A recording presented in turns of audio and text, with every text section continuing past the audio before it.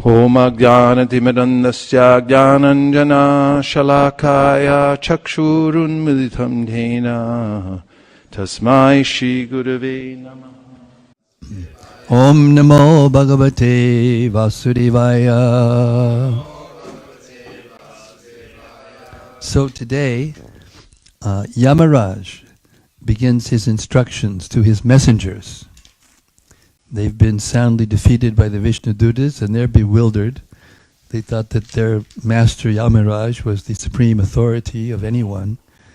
And they've come back and now their master is going to instruct them. Chapter 3, text, Canto 6, text 1. King Parikshit said, O my lord, O Shukadeva Goswami, Yamaraj is the controller of all living entities in terms of their religious and irreligious activities. But his order had been foiled.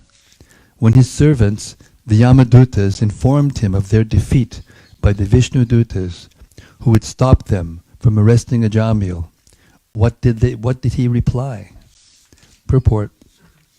Srila Vishwanath Chakravarti Thakur says that although the statements of the Yamadutas were fully upheld by Vedic principles, the statements of the Vishnudutas were triumphant. This was confirmed by Yamaraj himself. Text 2.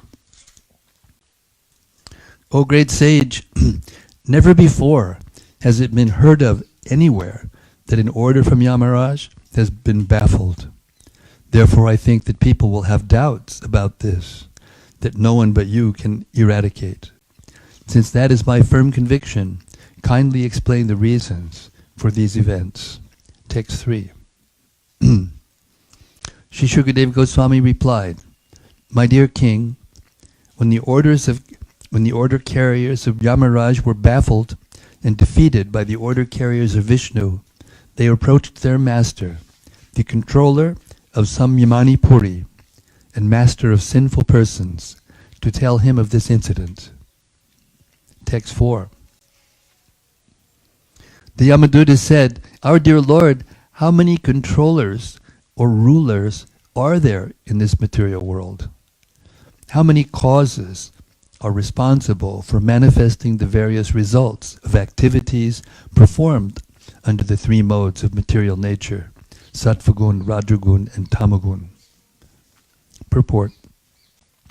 Srila Vishwanath Chakravarti Thakur says that the Yamadutas, the order carriers of Yamaraj, were so disappointed that they asked their master, almost in great anger, whether there were many masters other than him. Furthermore, because the Yamadutas had been defeated and their master could not protect them, they were inclined to say that there was no need to serve such a master. If a servant cannot carry out the orders of his master without being defeated, what is the use of serving such a powerless master? Text 5. If in this universe there are many rulers and justices who disagree about punishment and reward, their contradictory actions will neutralize each other, and no one will be punished or rewarded. Otherwise, if their contradictory acts fail to neutralize each other, everyone will have to be both punished and rewarded. Purport. Because the Yamadutas had been unsuccessful in carrying out the order of Yamaraj, they doubted whether Yamaraj actually had the power to punish the sinful. Although they had gone to arrest Ajamil following Yamaraj's order, they found themselves unsuccessful because of the order of some higher authority. Therefore they were unsure of whether there were many authorities or only one. If there were many authorities who gave different judgments, which could be contradictory, a person might be wrongly punished or wrongly rewarded, or he might be neither punished nor rewarded. According to our experience in the material world, a person punished in one court may appeal to another. Thus, the same man may be either punished or rewarded according to different judgments. However, in the law of nature, or the court of the Supreme Personality of Godhead, there cannot be such contradictory judgments. The judges and their judgments must be perfect and free from contradictions. Actually, the position of Yamaraj was very awkward in the case of Ajamil, because the Yamadutas were right in attempting to arrest Ajamil, but the Vishnudutas had baffled them. Although Yamaraj under these circumstances was accused by both the Vishnudutas and the Yamadutas, he is perfect in administering justice because he is empowered by the Supreme Personality of Godhead. Therefore, he will explain what his real position is and how everyone is controlled by the Supreme Controller, the Personality of Godhead.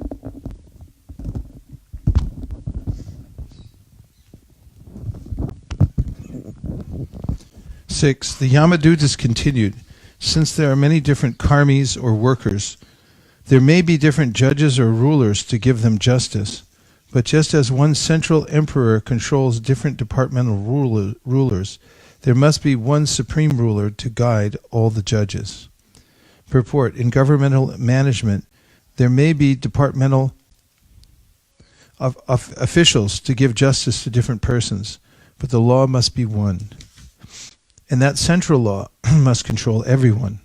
The Yamadutas could not imagine that two judges would give two different verdicts in the same case, and therefore they wanted to know who the central judge is. The Yamadutas were certain that Ajamil was a most sinful man, but although Yamaraj wanted to punish him, the Vishnudutas excused him. This was a puzzling situation that the Yamadutas wanted Yamaraj to clarify. 7. The Supreme Judge must be one, not many. It was our understanding that you were the Supreme Judge and that you have jurisdiction even over the demigods. Our impression was that you are the master of all living entities, the supreme authority who discriminates between the pious and impious activities of all human beings. But now we see that the punishment ordained under your authority is no longer effective, since your order has been transgressed by four wonderful and perfect persons. Purport: the Yamadutas had been under the impression that Yamaraj was the only person in charge of administering justice.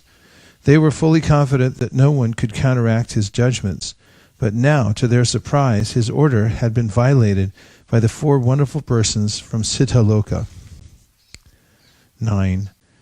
We were bringing the most sinful Ajamil toward the hellish planets, following your order, when those beautiful persons from Siddhaloka forcibly cut the knots of the ropes with which we are arresting him.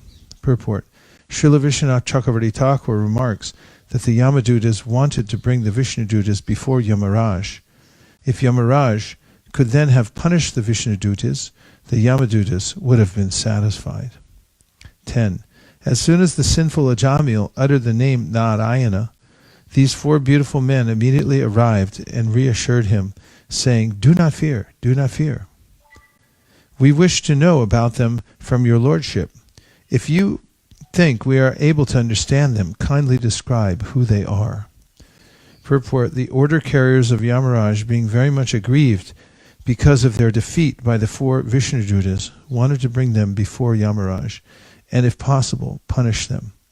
Otherwise, they desired to commit suicide.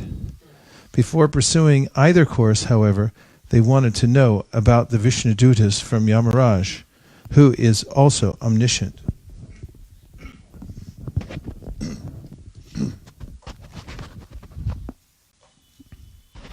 Text 11.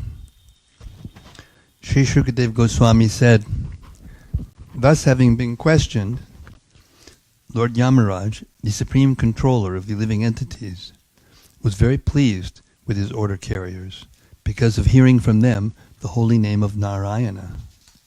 He remembered the lotus feet of the Lord and began to reply.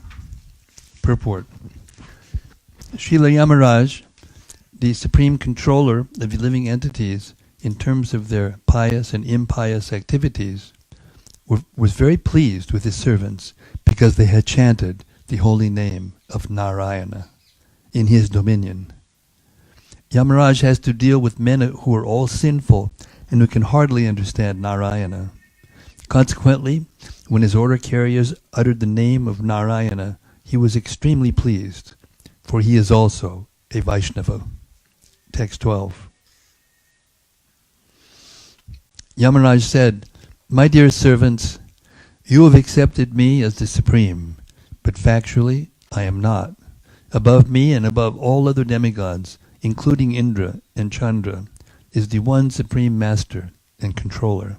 The partial manifestations of his personality are Brahma, Vishnu, and Shiva, who were in charge of the creation, maintenance, and annihilation of this universe. He is like the two threads that form the length and breadth of a woven cloth. The entire world is controlled by him, just as a bull is controlled by a rope in its nose." Purport. The order carriers of Yamaraj suspected that there was a ruler even above Yamaraj. To eradicate their doubts, Yamaraj immediately replied, "Yes, there is one supreme controller above everything. Yamaraj is in charge of some of the moving living entities, namely the human beings, but the animals who also move are not under his control. Only human beings have consciousness of right and wrong, and among them only those who have performed sinful activities come under the control of Yamaraj. Therefore, although Yamaraj is a controller, he is only a departmental controller of a few living entities. There are other demigods who control many other departments, but above them all is one supreme controller, Krishna, Ishvara, Paramak Krishna, Satchidananda Vigraha. The supreme controller is Krishna. Others who control their own departments in the affairs of the universe are insignificant in comparison to Krishna, the supreme controller. Krishna says in Bhagavad Gita, "Mattak paradhanam nanyat kinchidasti dhananjaya." My dear Dhananjaya, Arjuna, no one is superior to me. Therefore Yamaraj immediately cleared away the doubts of his assistants, the Yamadutas, by confirming that there is a supreme controller above all others. Srila Madhvacharya explains that the words Otam Protam refer to the cause of all causes. The Supreme Lord is both vertical and horizontal to the cosmic manifestation. This is confirmed by the following verse from the Skanda Purana. Yata kanta pata putra otak protas jasas jataha evam vishna idam vishwam otam protam chasangshitam. Like the two threads, horizontal and vertical, of which a quilt is manufactured, Lord Vishnu is situated as the vertical and horizontal cause of the cosmic manifestation. Text 13.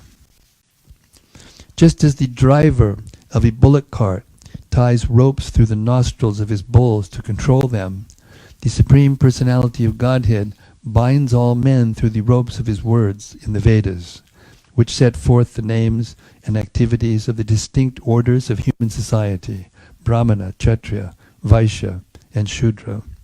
In fear, the members of these orders all worship the Supreme Lord by offering him presentations according to their respective activities. Purport.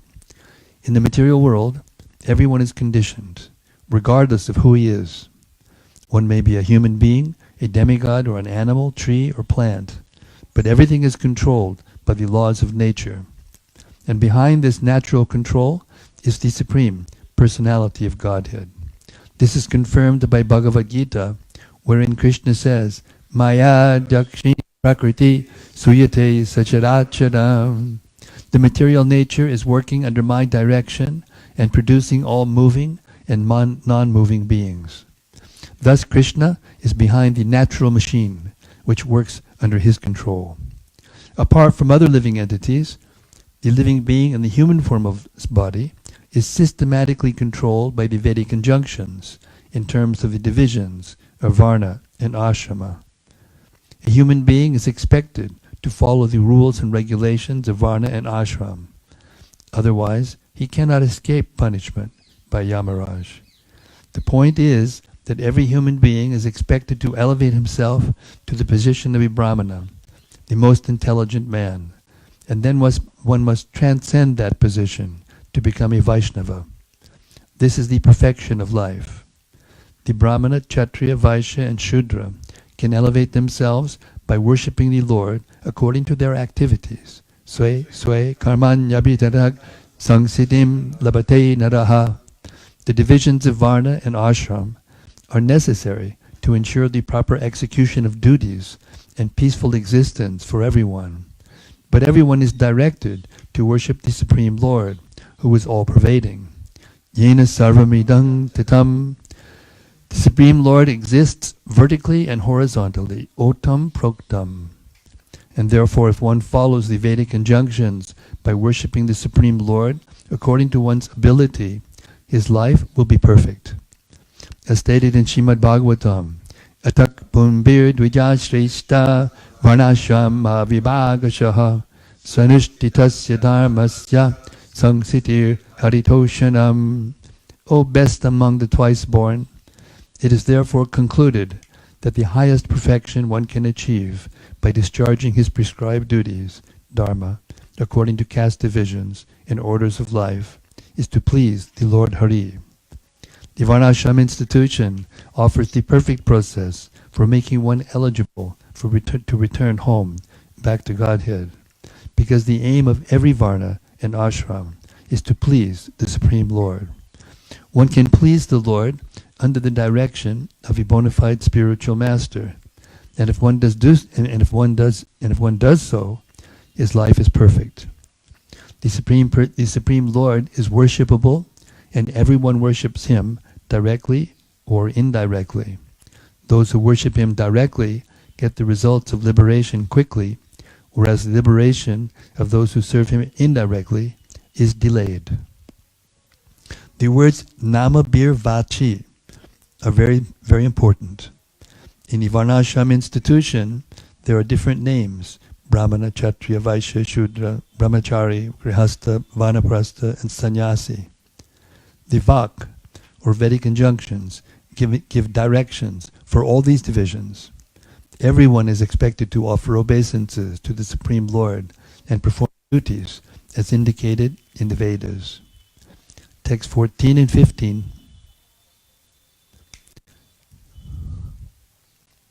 Wow, are there two eyes together there? Do you see two eyes in the beginning of the translation? Yeah, I've got two eyes. Two eyes, see? And they're both here. Oh, you have one. Anybody have two? Going once, going twice. Okay, I'm the only one. I'm the winner. I got two. Everybody else has got one. Eh? Eh? Yeah, okay, I'll make a note. I got to take that out. We have to take that out of the database. It's a mistake. Don't worry. We are Vishnudutas, not Yamadutas. Oh. I, Yamaraj, Indra, the king of heaven, Niriti, Varuna, Chandra, the moon god, Agni, Lord Shiva, Pavana, Lord Brahma, Surya, the sun god, Vishwasu, the 8 Vasus, the Sadhyas, the Maruts, the Rudras, the Siddhas, Marichi, and the other great rishis, engaged in maintaining the departmental affairs of the universe, the best of the demigods, headed by Brihaspati, and the great sages, headed by Bhrigu, are all certainly freed from the influence of the two base material modes of nature, namely passion and ignorance.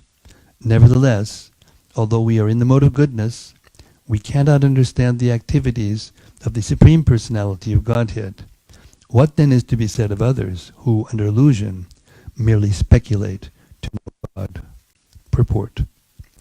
The man and other living entities within this cosmic manifestation are controlled by the 3 modes of nature.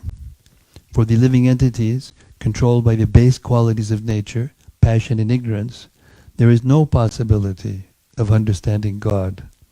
Even those in the mode of goodness, like the many demigods and great rishis described in these verses, cannot understand the activities of the Supreme Personality of Godhead.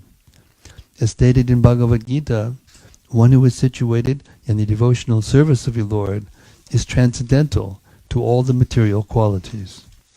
Therefore the Lord personally says that no one can understand Him but the bhaktas. who were transcendental to all material qualities. Bhaktya mam abhijanati, as stated by Bhishmadev to Maharaja Yudhishthir in Srimad Bhagavatam, Nayasya kayachit rajan puman veda viditsitam yad vijigyasya tukto muyanti kavayopihi. O king, no one can know the plan of the Lord Sri Krishna. Even though great philosophers inquire exhaustively, they are bewildered. No one, therefore, can understand God by speculative knowledge. Indeed, by speculation one will be bewildered. Muyanti. This is also confirmed by the Lord himself in Bhagavad Gita. Manushanam sahasreshu kaschit karidisadaye yatatam apisanam kaschit mam viditatpataha. Among many thousands of men, one may endeavor for perfection, and even among the siddhas, those who have already become perfect, only one who adopts the process of bhakti, devotional service, can understand Krishna. 16. As the different limbs of the body cannot see the eyes, the living entities cannot see the Supreme Lord, who is situated as the Supersoul in everyone's heart. Not by the senses, by the mind, by the life air, by thoughts within the heart, or by the vibration of words can the living entities ascertain the real situation of the Supreme Lord. Purport: although the different parts of the body do not have the power to see the eyes direct the movements of the body's different parts. The legs move forward because the eyes see what is in front of them, and the hand touches because the eyes see touchable entities. Similarly, every living entity acts according to the direction of the Supersoul, who is situated within the heart. As the Lord himself confirms in Bhagavad Gita 15:15, Sarvasya chaham hridisannivishto matak smritir jnanam apohanam cha. I'm sitting in everyone's heart and giving directions for remembrance, knowledge, and forgetfulness. Elsewhere in Bhagavad Gita it is stated, Ishvara sarvabhutanam hrideshya arjuna tishtiti. The Supreme Lord as the Supersoul is situated within the heart. The living entity cannot do anything without the sanction of the Supersoul. The Supersoul is acting at every moment, but the living entity cannot understand the form and activities of the Supersoul by manipulating his senses. The example of the eyes and the bodily limbs is very appropriate. If the limbs could see, they could walk forward without the help of the eyes, but that is impossible. Although one cannot see the Supersoul in one's heart through sensual activities, his direction is necessary. 17. The Supreme Personality of Godhead is self-sufficient and fully independent. He is the master of everyone and everything, including the illusory energy. He has his form, qualities, and features, and similarly, his order carriers, the Vaishnavas, who are very beautiful, possess bodily features, transcendental qualities, and a transcendental nature, almost like his. They always wander within this world with full independence. Purport: Yamaraj was describing the Supreme Personality of Godhead, the Supreme Controller, but the order carriers of Yamaraj were very eager to know about the Vishnudutas, who had defeated them in their encounter with Ajamil. Yamaraj therefore stated that the Vishnudutas resemble the Supreme Personality of Godhead in their bodily features, transcendental qualities, and nature. In other words, the Vishnudutas or Vaishnavas are almost as qualified as the Supreme Lord. Yamaraj informed the Yamadutas that the Vishnudutas are no less powerful than Lord Vishnu. Since Vishnu is above Yamaraj, the Vishnudutas are above the Yamadutas. Persons protected by the Vishnudutas, therefore, cannot be touched by the Yamadutas. 18. The order carriers of Lord Vishnu, who are worshipped even by the demigods, possess wonderful bodily features exactly like those of Vishnu and are very rarely seen. The Vishnudutas protect the devotees of the Lord from the hands of enemies, from envious persons, and even from my jurisdiction, as well as from natural disturbances. Purport: Yamaraj has specifically described the qualities of the Vishnudutas to convince his own servants not to be envious of them. Yamaraj warned the Yamadutas that the Vishnudutas are worshipped with respectful obeisances by the demigods, and are always very alert to protect the devotees of the Lord from the hands of enemies, from natural disturbances, and from all dangerous conditions in this material world. Sometimes the members of the Krishna consciousness movement are afraid of the impending danger of world war and ask what would happen to them if a war should occur. In all kinds of danger, they should be confident of their protection by the Vishnudutas, or the Supreme Personality of Godhead, as confirmed in Bhagavad Gita, Konteya pratijanihi nami bhakta pranashyati. Material danger is not meant for devotees. This is also confirmed in Srimad Bhagavatam. Padam padam yam vipadam natesham. In this material world there are dangers at every step, but they are not meant for devotees who have fully surrendered unto the lotus feet of the Lord. The pure devotees of Lord Vishnu may rest assured of the Lord's protection, and as long as they are in this material world, they should fully engage in devotional service by preaching the cult of Sri Chaitanya Mahaprabhu and Lord Krishna, namely the Hare Krishna movement of Krishna consciousness. That's very explicit. It says right here, the pure devotees of Lord Vishnu may rest assured of the Lord's protection, and as long as they are in this material world, they should fully engage in the devotional service by preaching the cult of Sri Chaitanya Mahaprabhu and Lord Krishna, namely the Hare Krishna movement of Krishna consciousness. It's the Hare Krishna movement of Krishna consciousness, and it's the cult of Sri Chaitanya Mahaprabhu and Lord Krishna. To be sure. Make no mistake. 19. Accept no substitutions. 19. Real religious principles are enacted by the Supreme Personality of Godhead. Dharmam tu sakshat bhagavat pranitam navai vidur rashayonapi deva nisidha mukya sura manusya kuto nuvidyadara charunardaya. Real religious principles are enacted by the Supreme Personality of Godhead. Although fully situated in the mode of goodness, even the great rishis who occupy the topmost planets cannot ascertain the real religious principles, nor can the demigods or leaders of Siddhaloka. To say nothing of the asuras and ordinary human beings, Vidyadharas and Charanas. Purport: when challenged by the Vishnudutas to describe the principles of religion, the Yamadutas said, Veda pranihito dharma. The religious principles are the principles enacted in the Vedic literature. They did not know, however, that the Vedic literature contains ritualistic ceremonies that are not transcendental, but are meant to keep peace and order among materialistic persons in the material world. That is priceless.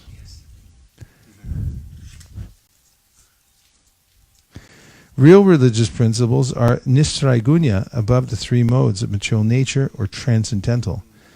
The Yamadutas did not know these transcendental religious principles, and therefore, when prevented from arresting Ajamil, they were surprised. Materialistic persons who attach all their faith to the Vedic rituals are described in Bhagavad Gita 2.42, wherein Krishna says, Vedavadarata parta nanyadastiti vadinaha. The supposed followers of the Vedas say that there is nothing beyond the Vedic ceremonies. Indeed, there is a group of men in India who are very fond of the Vedic rituals, not understanding the meaning of these rituals, which are intended to elevate one gradually to the transcendental platform of knowing Krishna. Vedaishya sarver ahame viveja. Those who do not know this principle, but who simply attach their faith to the Vedic rituals, are called Vedavadarata. Herein it is stated that the real religious principle is that which is given by the Supreme Personality of Godhead. That principle is stated in Bhagavad Gita, Sarvadharman parityaja mamekam sharanam braja. One should give up all other duties and surrender unto the lotus feet of Krishna. That is the real religious principle everyone should follow. Even though one follows Vedic scriptures, one may not know this transcendental principle, for it is not known to everyone. To say nothing of human beings, even the demigods in the upper planetary systems are unaware of it. This transcendental religious principle must be understood from the Supreme Personality of Godhead directly, or from his special representative, as stated in the next verses. Question, sir?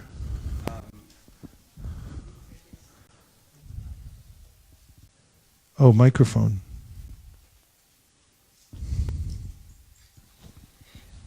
I always wonder reading this book, this verse that, the most exalted people in the topmost planets, and they don't know the real religious principle, but we hear from the Brihad Bhagavatamrita how they are worshipping the Lord in Mahaloka, Tapaloka, Janaloka, and I'm just wondering, what is the difficulty in understanding that this is the ultimate religion? There must be something which is, but what is the difficulty in understanding that this is the ultimate religious principle? Is it the application that? What is your opinion? Well, I thought that somehow it's very easy to say Sarva Dharman Parityagya, but to actually fully surrender to Krishna and, shelter is a very exalted type of consciousness that maybe not even these people are able to attain. It's not only Goloka Vrindavan. That's I concur. Okay. You may. Well, first of all, these are not in Mahaloka or Janaloka or Tapaloka, higher planets. This is Pitriloka, which is down. Vidyadharas, Charanas. Siddhaloka. Oh, I see. I see your point. Yeah. Yeah, Manushanam Sastreshu Kaschit Yadati Siddhaye Yatatamma Siddhanam Kaschin Mam Veti Tatvataha. To know the Lord truthfully, then you have to be able to surrender completely. So it's obviously a rare person who can do that. To actually understand it. Yes. I think you answered your own question very nicely, in my humble opinion. Text 20 and 21, the daily double. Lord Brahma, Bhagavan Narada, Lord Shiva, the four Kumaras, Lord Kapila, the son of Devahuti. 2021? Is it okay? Swayambhu Narada Shambhu Kumara Kapilo Madhu Prahlado Janako Bhishmo Balir Vayasakir Vayam Dwadashaite Vijanimo Dharmam Bhagavatam Bata Kuhyam Vishuddham Turbodham Yam Gyatva Mritam Ashnute. Lord Brahma, Bhagavan Narada, Lord Shiva, the four Kumaras, Lord Kapila, the son of Devahuti, Swayambhuva Manu, Prahlad Maharaj, Janak Maharaj, Grandfather Bhishma, Bali Maharaj, Shukadev Goswami, and I myself know the real religious principle. My dear servants, this transcendental religious principle, which is known as Bhagavat Dharma, or surrender unto the Supreme Lord and love for Him, is uncontaminated by the material modes of nature. It is very confidential and difficult for ordinary human beings to understand. But if by chance one fortunately understands it, he is immediately liberated, and thus he returns home back to Godhead. Purport.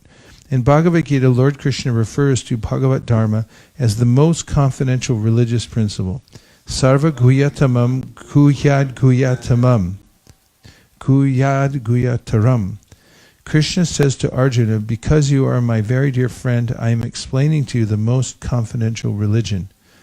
Sarvadharman parityaja mamekam sharanam braja.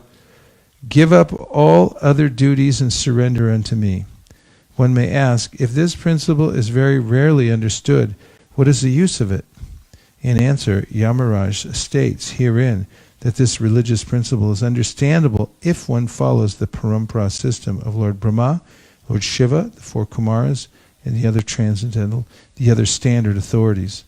There are four lines of disciplic succession, one from Lord Brahma, one from Lord Shiva, one from Lakshmi, the goddess of fortune, and one from the Kumaras. The disciplic succession from Lord Brahma is called the Brahma Sampradaya. The succession from Lord Shiva, Shambhu, is called the Rudra Sampradaya. The one from the goddess of fortune, Lakshmi Ji, is called the Shri Sampradaya. And the one from the Kumaras is called Kumara Sampradaya. One must take shelter of one of these four Sampradayas in order to understand the most confidential religious system. In the Padma Purana it is said, Sampradaya vihina ye mantraste nishpala mata. If one does not follow the four recognized disciplic successions, his mantra or initiation is useless. In the present day, there are many upper sampradayas or sampradayas which are not bona fide. which have no link to authorities like Lord Brahma, Lord Shiva, the Kumaras, or Lakshmi. People are misguided by such sampradayas. The Shastras say that being initiated into such a sampradaya is a useless waste of time, for it will never enable one to understand the real religious principle.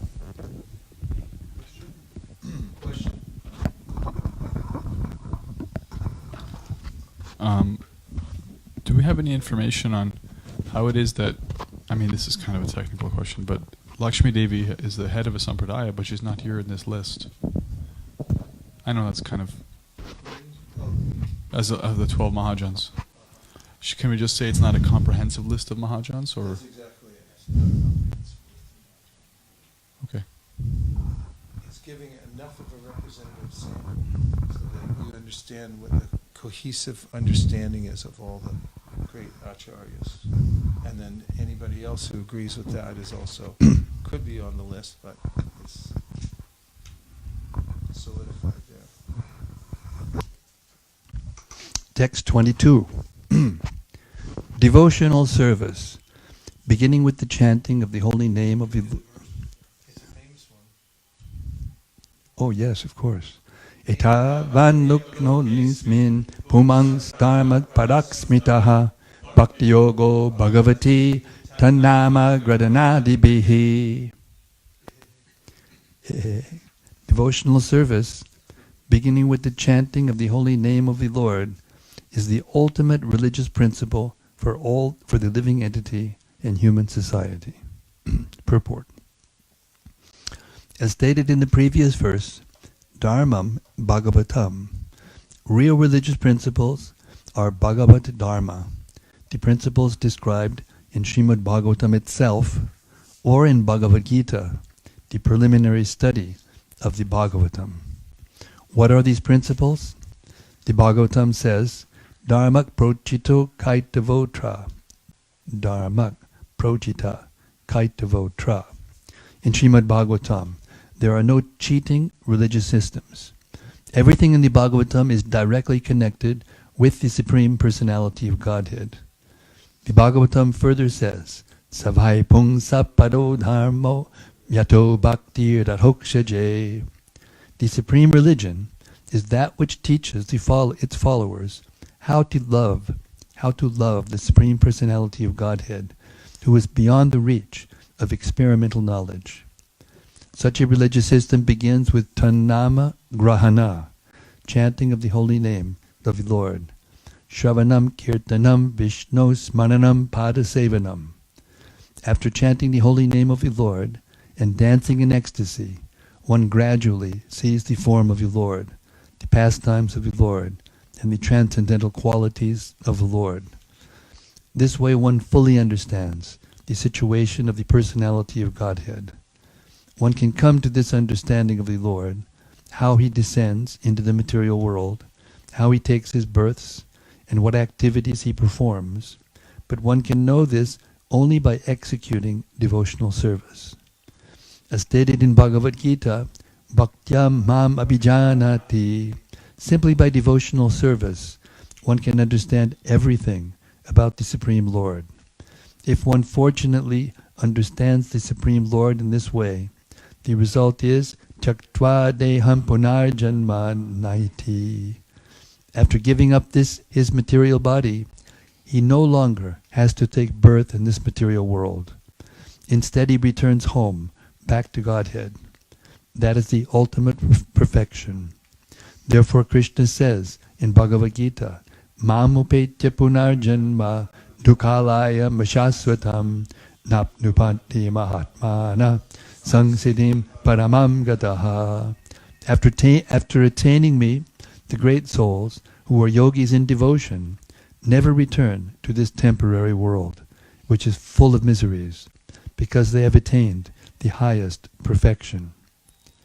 Text 23. My dear servants, who are as good as my sons, just see how glorious is the chanting of the holy name of the Lord. The greatly sinful Ajamil chanted only to call his son, not knowing that he was chanting the Lord's holy name. Nevertheless, by chanting the holy name of the Lord, he remembered Narayana, and thus he was immediately saved from the ropes of death. Purport. There is no need to conduct research into the significance of the chanting of the Hare Krishna mantra. The history of Ajamil is sufficient proof of the power of the Lord's holy name and the exalted position of a person who chants the holy name incessantly. Therefore, Sri Chaitanya Mahaprabhu advised, Hare Nama, Hare Nama, Hare Nama Eva Kevalam, Kalo Nasteva Nasteva Nasteva Gatiranyata. In this age of Kali, no one can perform all the ritualistic ceremonies for becoming liberated. That is extremely difficult.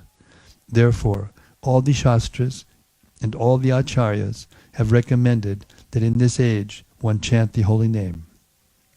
Text 24. Therefore it should be understood that one is easily relieved from all sinful reactions by chanting the holy name of the Lord and chanting of his qualities and activities. This is the only process recommended for relief from sinful reactions. Even if one chants the holy name of the Lord with improper pronunciation, he will achieve relief from material bondage if he chants without offenses. Ajamil, for example, was extremely sinful, but while dying, he merely chanted the holy name, and although calling his son, he achieved complete liberation because he remembered the name of Narayana. Purport. In the assembly of Raghunath Das Goswami's father, Haridas Thakur confirmed that simply by chanting the holy name of the Lord, one is liberated, even if he does not chant completely inoffensively. Smarta Brahmanas and Mayavadis do not believe that one can achieve liberation in this way, but the truth of Haridas Thakur's statement is supported by many quotations from Srimad Bhagavatam. In his commentary on this verse, for example, Sridhar Swami gives the following quotation: Sayam pratur grinan bhaktya dukkha gramad vimuchyate. If one always chants the holy name of the Lord with great devotion in the evening and in the morning, one can become free from all material miseries. Another quotation confirms that one can achieve liberation if one hears the holy name of the Lord constantly, every day, with great respect.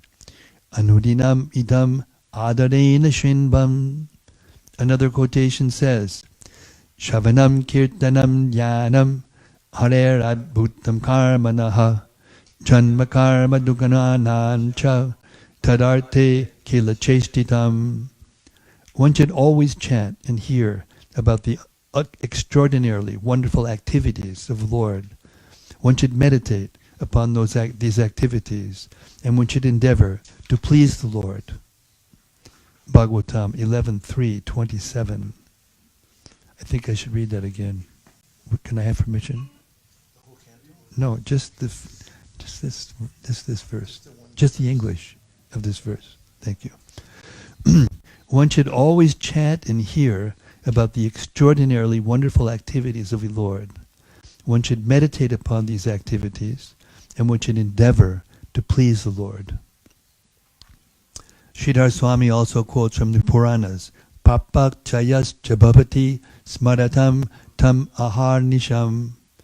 One can become free from all sinful reactions simply by remembering the lotus feet of the Lord day and night, ahar nisham.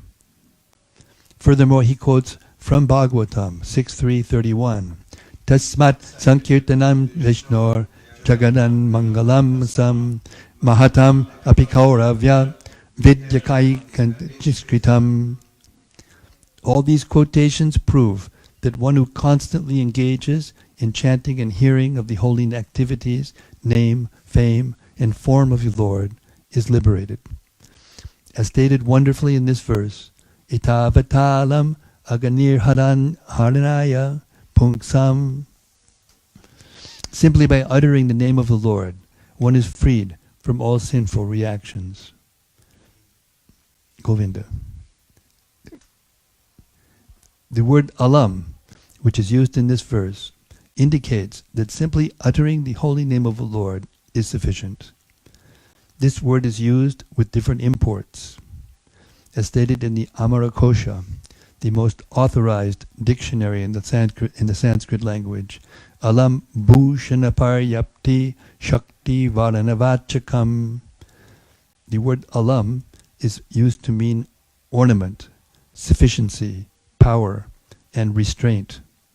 Here the word alam is used to indicate that there is no need of any other process, for the chanting of the holy name of the Lord is sufficient. Even if one chants imperfectly, one becomes free from all sinful reactions by chanting. The power of chanting the holy name was proved by the liberation of Jamil. When Ajamil chanted the holy name of Narayana, he did not precisely remember the Supreme Lord. Instead, he remembered his own son. At the time of death, Ajamil certainly was not very clean. Indeed, he was famous as a great sinner. Furthermore, one's psychological condition... I'm sorry, I got distracted. Somebody's at the door. There's a devotee at the door. Please come in, sir.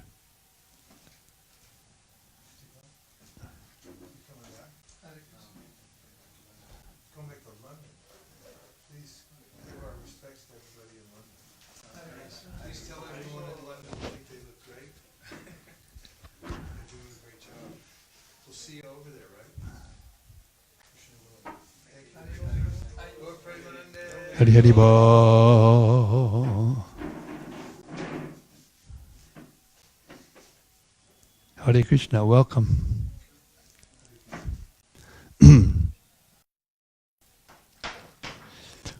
power of chanting the holy name was proved by the liberation of Ajamil. When Ajamil chanted the holy name of Narayana, he did not precisely remember the Supreme Lord. Instead, he remembered his own son. At the time of death, Ajamil certainly was not very clean. Indeed, he was famous as a great sinner. Furthermore, one's physiological condition is completely disturbed at the time of death, and in such an awkward condition, it would certainly have been very difficult for Ajamil to have chanted clearly. Nevertheless, Ajamil achieved liberation simply by the chanting of the holy name of the Lord. Therefore, what is to be said of those who are not sinful like Ajamil? It is to be concluded that with a strong vow, one should chant the holy name of the Lord.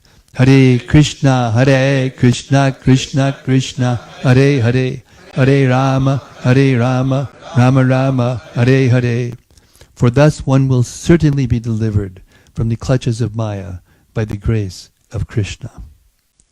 The chanting of the Hare Krishna mantra is recommended even for persons who commit offenses, because if they continue chanting, they will gradually chant offenselessly. By chanting the Hare Krishna mantra without offenses, one increases his love for Krishna. As stated by Sri Chaitanya Mahaprabhu, Prema Pumarto Mahan, one's main concern should be to increase one's attachment to the Supreme Personality of Godhead and to increase one's love for Him. In this regard, Srila Vishwanath Chakravarti Thakur quotes the following verse from Srimad Bhagavatam. Evam dharmaya manush Mayi sanjayate bhakti konyorto savivashishite. Sorry. My dear Uddhava, the supreme religious system for human society is that by which one can awaken his dormant love for me. Commenting on this verse, Srila Vishwanath Chakravarti Thakur describes the word bhakti by saying, Prema Vokta Kak Anyak Artha Asya. There's a period after Prema Vokta. Is that in the... Commenting on this verse, Srila Vishwanath Chakravarti Thakur describes the word bhakti by saying, Prema Vokta Kak Anya Artha Asya. In the presence of bhakti, what is the necessity of liberation? I see. Srila Vishwanath Chakravarti Thakur also quotes this verse from the Padma Purana. Namaparada yuktanam namanyeva haranchagam avishanti payuktani tanyivarta kadanicha. Even if in the beginning one chants the Hare Krishna mantra with offenses, one will become free from such offenses by chanting again and again. Papakshayascha bhavati sabadantam tamarhanisham. One becomes free from all sinful reactions if one chants day and night, following the recommendation of Sri Chaitanya Mahaprabhu. It was Sri Chaitanya Mahaprabhu who quoted the following verse: Hare Nama, Hare Nama, Hare Nama eva kevala, kalo nasjeva, nasjeva, nasjeva, gatiranyata. In this age of quarrel and hypocrisy, the only means of deliverance is chanting the holy name of the Lord. There is no other way. There is no other way. There is no other way. If the members of the Krishna consciousness movement strictly follow this recommendation of Sri Chaitanya Mahaprabhu, their position will always be secure. We got hands up, and they came up exactly the same minute, second.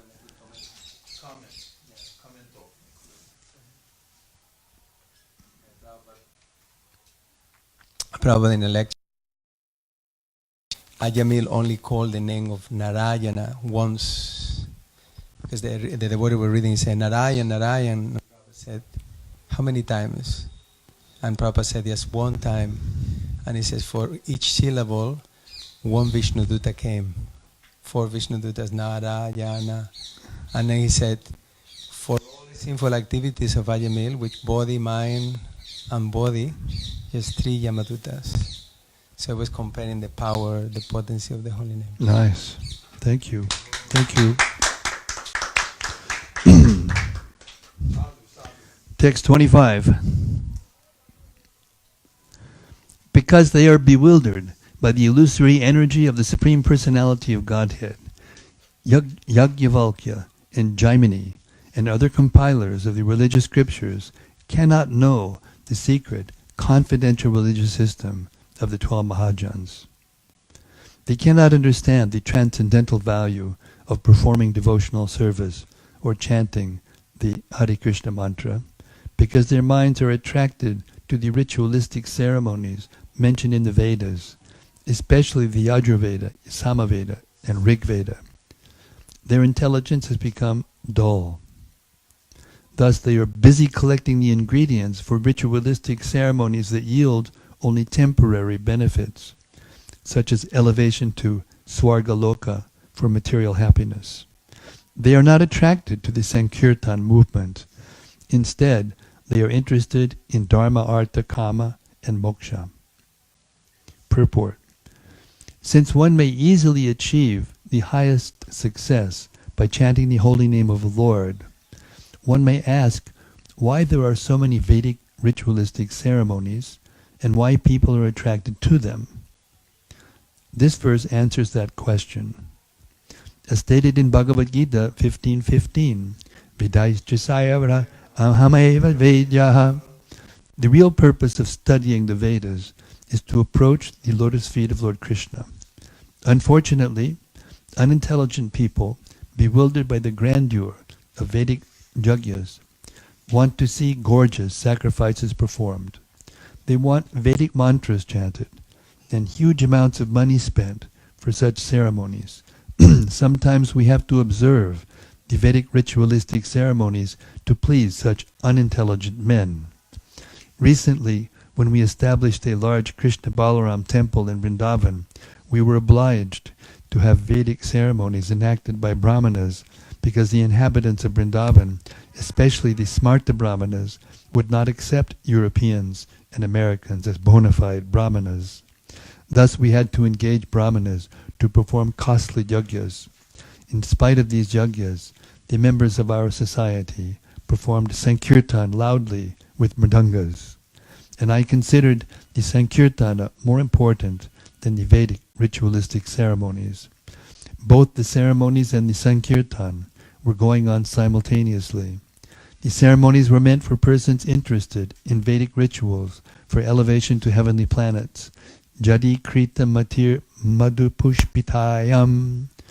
Whereas Sankirtan was meant for pure devotees, interested in pleasing the Supreme Personality of Godhead. We would simply have performed Sankirtana, but then the inhabitants of Vrindavan would not have taken the installation ceremony seriously. As explained here, the Vedic performances are meant for those whose intelligence has been dulled by the flowery language of the Vedas, which describe fruitive activities intended to elevate one to the higher planets. Especially in this age of Kali, Sankirtana alone is sufficient. If the members of our temples in the different parts of the world simply continue Sankirtana before the deity, especially before Sri Chaitanya Mahaprabhu, they will remain perfect. There is no need of any other performances. Nevertheless, to keep oneself clean in habits and mind, deity worship, and other regulative principles are required. Srila Jiva Goswami says that although Sankirtana is sufficient for the perfection of life, the Archana, or worship of the deity in the temple, must continue in order that the devotees may stay clean and pure. Srila Bhaktisiddhanta Saraswati Thakur therefore recommended that one follow both processes simultaneously. We strictly follow this principle of performing deity worship and Sankirtan along parallel lines. This we should continue.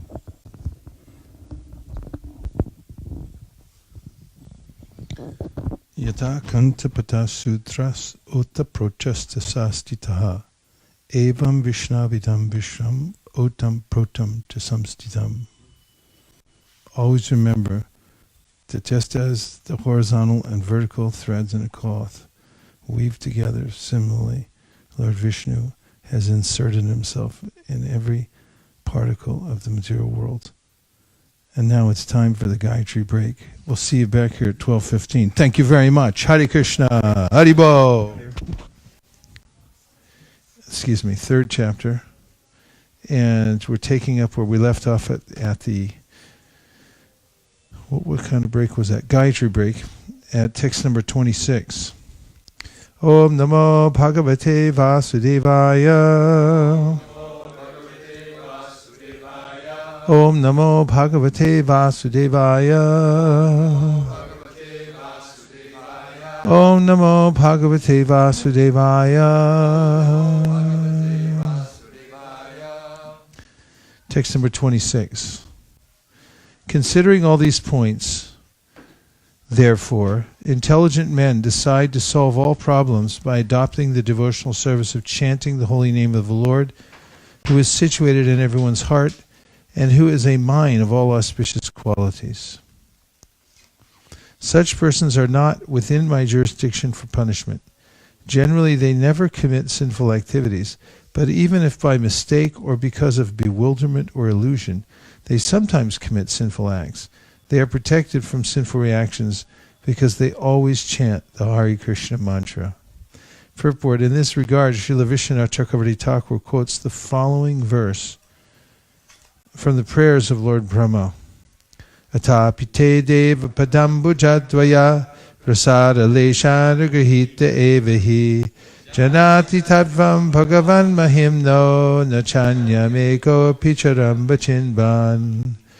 The purport is that even though one is a very learned scholar of the Vedic Shastras, he may be completely unaware of the existence of the Supreme Personality of Godhead and his name, fame, qualities, and so forth, whereas one who is not a great scholar can understand the position of the Supreme Personality of Godhead if he somehow or other becomes a pure devotee of the Lord by engaging in devotional service. Therefore, this verse spoken by Yamaraj says, Evam vimrshya sudiyo bhagavati. Those who engage in the loving service of the Lord become sudiyaha, intelligent. But this is not so of a Vedic scholar who does not understand Krishna's name, fame, and qualities.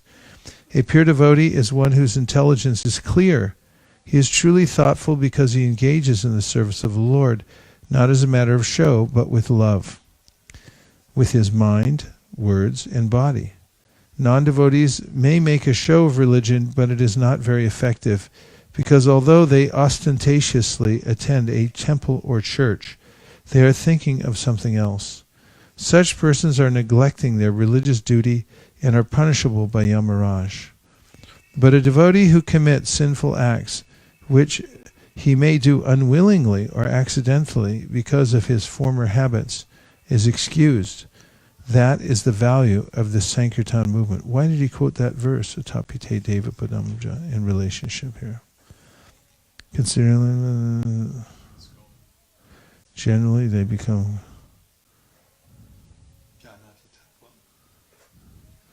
I guess it's because they're intelligent. Surya. They get to know everything because they're worshipping the Lord, right? Atapite deva padam buddha dvaya prasada lishanugrahite. The translation is, this is Lord Brahma, and he says that one cannot understand the Supreme Personality of Godhead unless he gets a lesha. Lesha means a slight trace of the mercy of the Supreme Lord. Janati tatvam bhagavan mahimno na chanya eko picharam vijinbad. Whereas a person may be a great scholar, but if he doesn't get the mercy of the Supreme Personality of Godhead, he can't understand anything. Why? Why?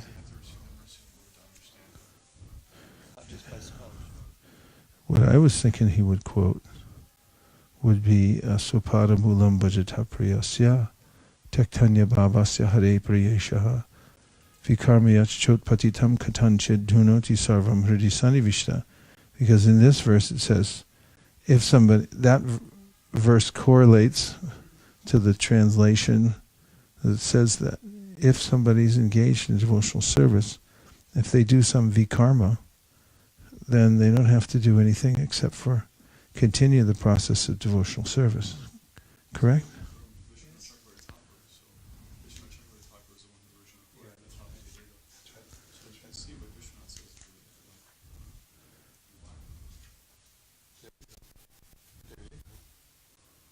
There's no harm in that.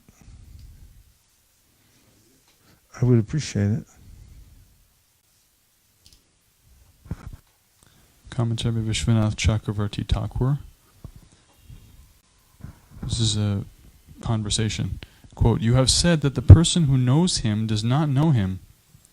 In that matter of knowledge, there are two types of known objects, that which is easily understood and that which is difficult to understand." End quote. This verse will speak of the impersonal form of the Lord, which is easily understood. We're on 6.4.26, right? Oh, no, 6.3.26. One says 6.3.26. Strike one. Samya Prash. Strike one. Okay. I was just testing all of you. Commentary, 6.3.26. Brahma has said, and then he quotes this verse, and then he gives a translation, which is the BBT translation. Do you want to hear it, or should I go on? Go on.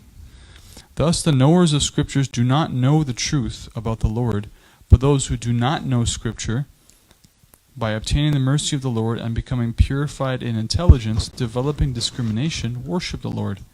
Such persons worship the Lord with all their minds, sarvatmana, not for the purpose of performing daily or occasional rites, not even occupying one part of their minds with these ideas.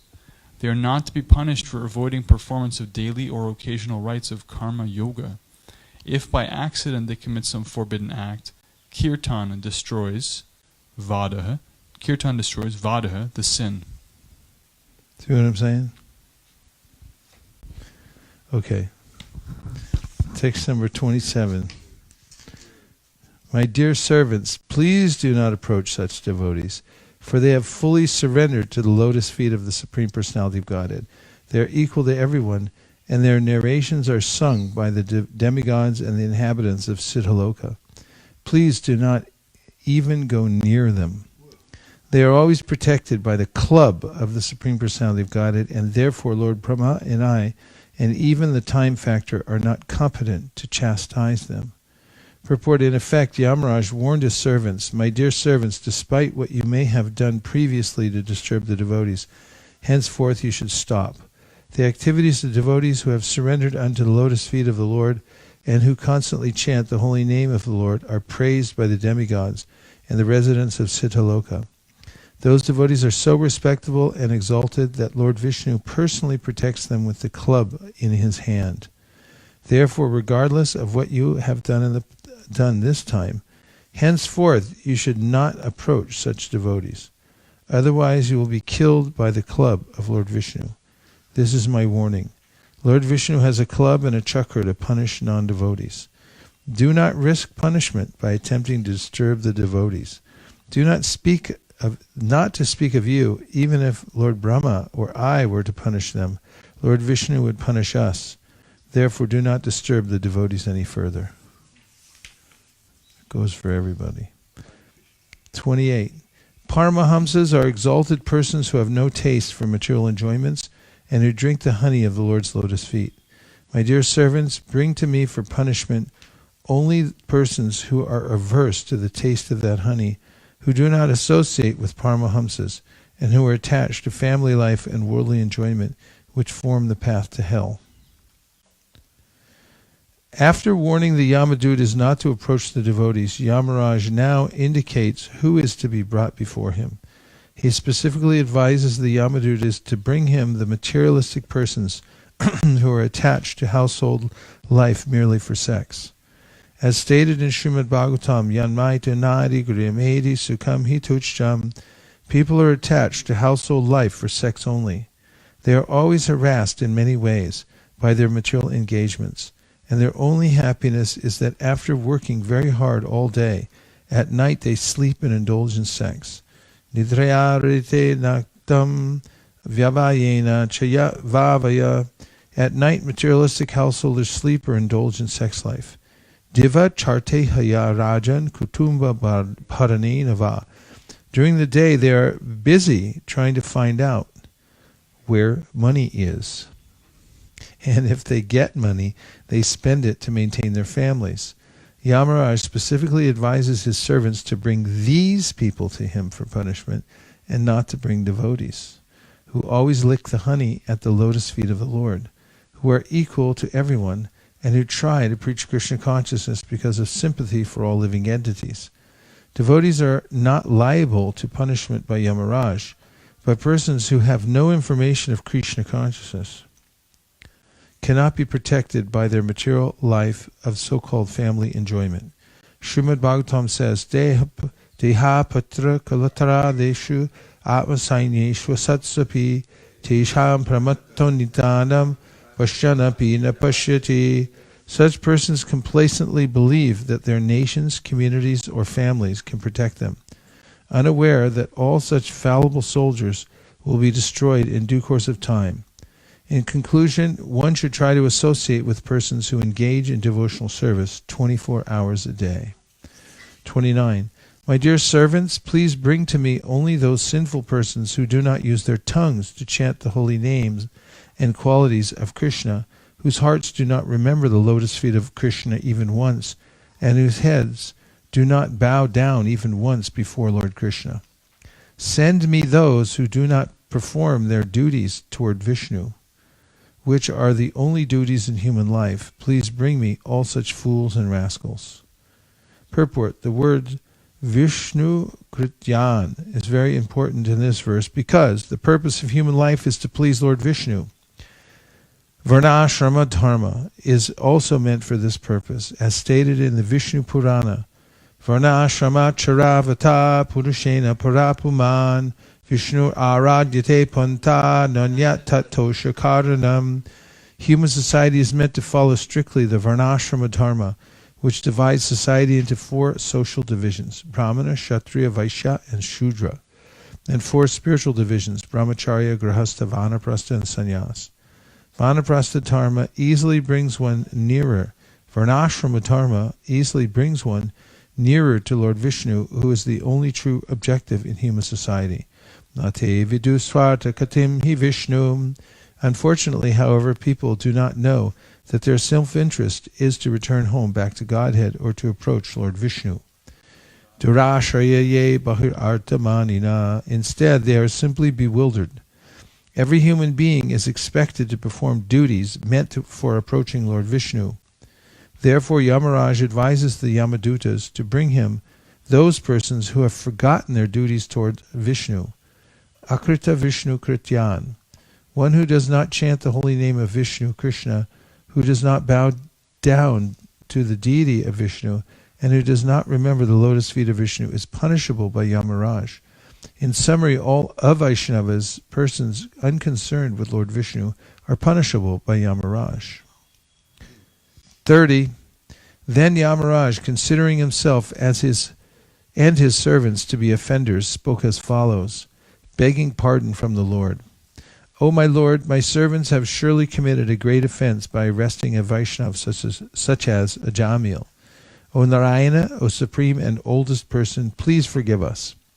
Because of our ignorance, we failed to recognize Ajamil as a servant of your lordship, and thus we have certainly committed a great offense. Therefore, with folded hands, we beg your pardon. My Lord, since you are supremely merciful and are always full of good qualities, please pardon us. We offer our respectful obeisances unto you. Purport. Lord Yamaraj took upon himself the responsibility for the offense committed by his servants. If the servant of an establishment makes a mistake, the establishment takes responsibility for it. Although Yamaraj is above offenses, his servants, practically with his permission, went to arrest Ajamil, which was a great offense. The Nyaya Shastra confirms Brityar Paradhe Swamino Dunda. If a servant makes a mistake, the master is punishable because he is responsible for the offense.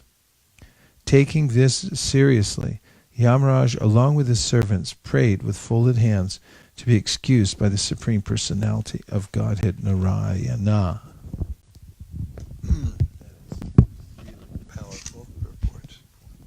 Powerful purport. Text 31.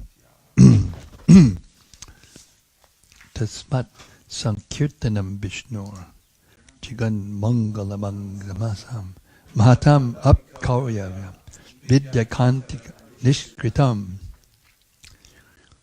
Shukadev Goswami continued, My dear king, the chanting of the holy name of the Lord is able to uproot even the reactions of the greatest sins. Therefore, the chanting of the Sankirtana movement is the most auspicious activity in the entire universe. Please try to understand this so that others will take it seriously. Purport. We should note that although Ajamil chanted the name of Narayana imperfectly, he was delivered from all sinful reactions. The chanting of the holy name is so auspicious that it can free everyone from the reactions of sinful activities. One should not conclude that one may continue to sin with the intention of chanting Hare Krishna to neutralize the reactions. Rather, one should be very careful to be free from all sins and never think of counteracting sinful activities by chanting the Hare Krishna mantra, for this is another offense. If by chance a devotee accidentally performs some sinful activity, the Lord will excuse him, but one should not intentionally perform sinful acts. Text 32. Shinvatam grinatam viran yudanamani harer mohu yata sujataya bhaktya shudyan nama vritadibihi natma shudyan natma vritadibihi.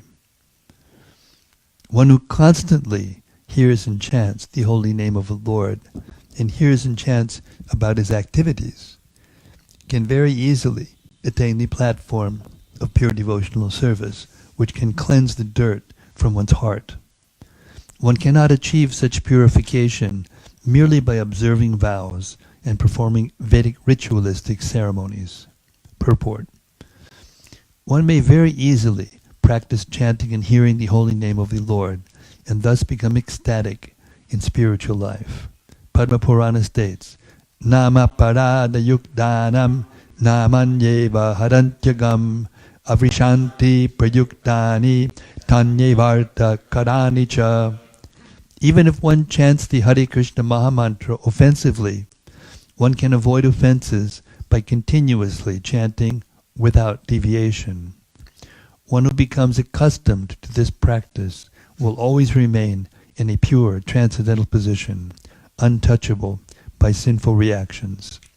Shukadeva Goswami especially requested King Parikshit to note this fact very carefully. There is no profit, however, in executing the rich Vedic ritualistic ceremonies. By performing such activities, one may go to the higher planetary systems, but as stated in Bhagavad Gita, Chine punye marchalokam bishanti, when the period of one's enjoyment in the heavenly planets is terminated because of the limited extent of the results of one's pious activities, one must return to earth.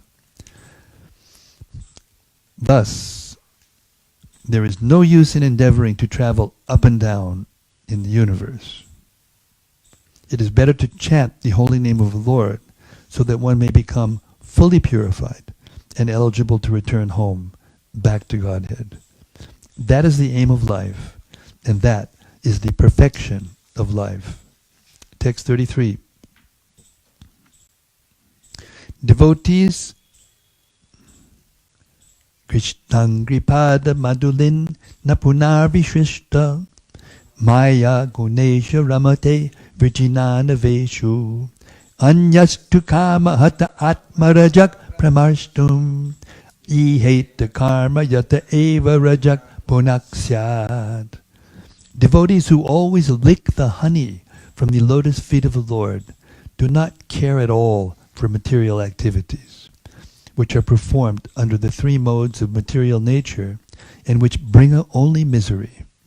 Indeed, devotees never give up the lotus feet of Krishna to return to material activities. Others, however, who are addicted to Vedic rituals because they have neglected the service of the Lord's lotus feet and are enchanted by lusty desires, sometimes perform acts of atonement. Nevertheless, being incompletely purified, they return to sinful activities again and again. Purport. A devotee's duty is to chant the Hare Krishna mantra. One may sometimes chant with offenses and sometimes without offenses, but if one seriously adopts this process, he will achieve perfection, which cannot be achieved through Vedic ritualistic ceremonies of atonement. Persons who are attached to the Vedic ritualistic ceremonies but do not believe in devotional service, who advise atonement but do not appreciate the chanting of the Lord's holy name, fail to achieve the highest perfection. Devotees, therefore, being completely detached from material enjoyment, never give up Krishna consciousness for Vedic ritualistic ceremonies. Those who are attached to the Vedic ritualistic ceremonies because of lusty desires are subjected to the tribulations of material existence again and again. Maharaja Parikshit has compared their activities to kunjara shocha, the bathing of an elephant. Text 34. Kunjara shocha. After hearing from the mouth of their master about the extraordinary glories of the Lord and his name, fame, and attributes, the Yamadutas were struck with wonder. Since then, as soon as they see a devotee, they fear him and dare not look at him again. Purport. Since this incident, the Yamadutas have given up the dangerous behavior of approaching devotees. For the Yamadutas, a devotee is dangerous. When the great sage Agastya, the son of Kumbha, was residing in the Malaya hills and worshipping the Supreme Personality of Godhead, I approached him, and he explained to me this confidential history. Thus end the Bhaktivedanta purports of the 6th canto, 3rd chapter of Srimad Bhagavatam, entitled Yamaraj Instructs His Messengers.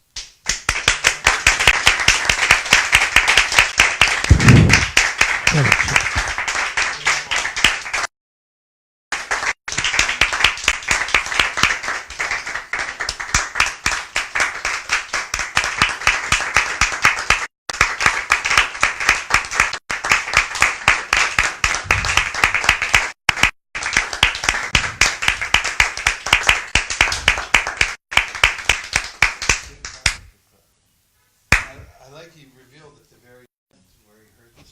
Very nice. Just the image of Shukadeva sitting with Agastya. And he was residing at Malaya Hills, in the Malaya Hills, worshiping Supreme Personality God. I approached him and explained. I mean, you can imagine Shukadeva Goswami approaching in the Malaya Hills. Kind of worship puja, and Shukadeva comes up and like, can you tell me something? And then whole story. Yes. Isn't it? Yes. I mean, we don't know all the places that Shukadeva Goswami went after he heard his father, and between then and when he met Parikshit Maharaj, but at least we know one place. Agastya, a great powerful sage. Yes, Prabhu. I thought it was notable that although Ajamil certainly achieved liberation through his chanting, still he had to kind of seal the deal. The Vishnudutas left, he went to Haridwar, and in mode of separation, with great intensity, performed his bhajan until the fruit was ripe. So it's interesting because the Vishnudutas and Yamaraj both confirm, and Prabhupada and all the acharyas, that his liberation was done. He was liberated. He was no longer subject to be punished by the sinful reaction. So the teeth were pulled from the snake, but he still had more to do to develop his love, I guess you could say. I think it also confirms the kind of bhakti program we have in ISKCON, because the Vishnudutas, when he wanted to ask a question, they just disappeared and left him on his own to figure it out. New person comes, just leave him alone. Let him figure it out on his own. Let him figure out all the songs. Shave him up, dust him off, and send him out. Let him preach. figure out how to chant, why to chant. This is confirmed from the Srimad Bhagavatam. Other points? Yes. Good one, Vaish. Yeah, I was just Yamaraj is about the accidental sins performed by a devotee. It was mentioned here that he's quickly purified from that. And I was just wondering, thinking about, okay, how much is that stretched? Because because Ajamil performed so much accidentally.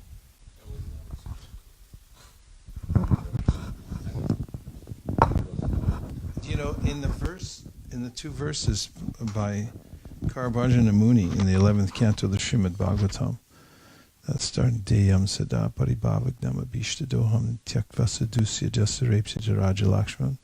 Those two verses, and I can't remember which one it is, but in the purport Vishwanath Chakravarti Thakur mentions, we'll find it soon enough, that because of the influence in the age of Kali, I think it's Brityartiham Pranatapala Pababdipa, that it's almost expected because of the heavy influence of the age of Kali that there will be some worldliness, some influence in the bhaktas, but as long as they go on, it's not considered. And I heard Prabhupada said, when he was asked the difference between an accidental fall down and deliberate, he said if they come back, it was accidental. That's pretty a lot of leeway. Novinsky's?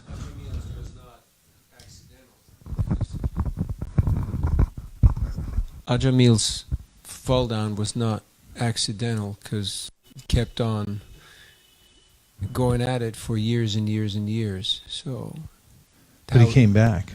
He came back, yes. So it was accidental.